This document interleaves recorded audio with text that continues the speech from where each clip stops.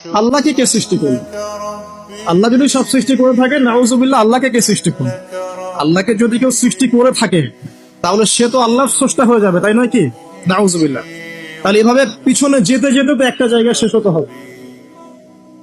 একটা, আমরা যখন ফিলোসফি পড়েছিলাম একটা তত্ত্ব ছিল, তার নাম হচ্ছে কার্যকারণ তত্ত্ব। কার্যকারণ তত্ত্ব মানে হচ্ছে প্রত্যেকটা কাজের পিছনে একটা কারণ থাকে। ঠিক আছে? এই যে ব্যথা হচ্ছে কেন? কোন একটা কারণ আছে।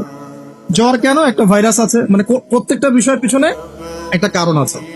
এই কারণ যদি আপনি সার্চ করতে যান, এটা কেন এই কারণে, ওইটা কেন এই কারণে, ওইটা কেন ওই কারণে, এই করতে করতে করতে আপনাকে একটা জায়গায় গিয়ে থামতে হবে। আর সেই মহান সত্তার নাম কি? আল্লাহ। এটা আপনার বিশ্বাস। এখন আপনি যতই প্রশ্ন করেন এইভাবে, আপনি কোনো কুল কিনারা পাবেন না। এই জন্য নবী সাল্লাল্লাহু আলাইহি ওয়াসাল্লাম বলেছেন, যখনই তোমাদের মধ্যে এই চিন্তা আসবে যে আল্লাহ পাক সবকিছু সৃষ্টি করেছেন, তাকে আবার কে সৃষ্টি করলো, তখন আউযু বিল্লাহি মিনাশ শাইতানির রাজিম পরে বাম দিকে 3 বার থুতু ফেলবে। তাহলে শয়তানের ওয়াসওয়াসা তোমার মধ্য থেকে কেটে যাবে, কারণ শয়তান এই চিন্তাটা তোমার মধ্যে দিয়েছে। যেই শয়তান এই চিন্তা আপনার মধ্যে দিয়েছে, ওই শয়তান কিন্তু নাস্তিক নয়।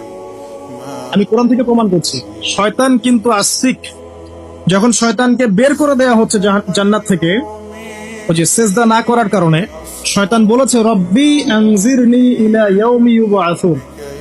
শয়তান আল্লাহকে বলছে রব্বি, হে আমার রব, আনজিরনি, আমাকে অবকাশ দিন, ইলা ইয়াউমি ইউবআসুন, সেই দিন পর্যন্ত যেদিন সবাইকে পুনরুত্থিত করা হবে। মানে এখানে শয়তান আল্লাহকে রব বলে ডাকছে, বুঝতে পারছেন না? শয়তান আল্লাহকে বলছেন রব্বি, হে আমার রব। শয়তান কি আস্তিক না নাস্তিক? অথচ শয়তান পৃথিবীতে এসে চ্যালেঞ্জ নিয়েছে যে সে পুরো মানব জাতিকে জাহান্নামে নিয়ে যাবে। আর আল্লাহ পাক বলছেন, আমার মুখলেস বান্দাদের তুমি কোনো ক্ষতি করতে পারবে না। আবার শয়তান চ্যালেঞ্জ করছে, আমি ডান দিক থেকে আসবো, বাম দিক থেকে আসবো, সামন থেকে আসবো, পিছন থেকে আসবো, ওয়ালা তাজিদু আকসারাহুম শাকিরিন। আল্লাহ, আপনি বেশিরভাগকেই শুকরগুজার পাবেন না। যেটার বাস্তব প্রতিফলন আমরা এখন দেখছি। বেশিরভাগ মানুষ নামাজ পড়ে না, বেশিরভাগ দেখবেন রোজা রাখে না, বেশিরভাগই দেখবেন কোরআন পড়তে জানে না।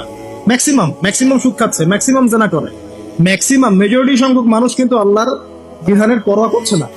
অল্প কিছু মানুষই আল্লাহর বিধানের পরোয়া করছে। এই কথাও আল্লাহ কোরআনে বলেছেন, ওয়া কালিলুম মিন ইবাদিয়াশ শাকুর।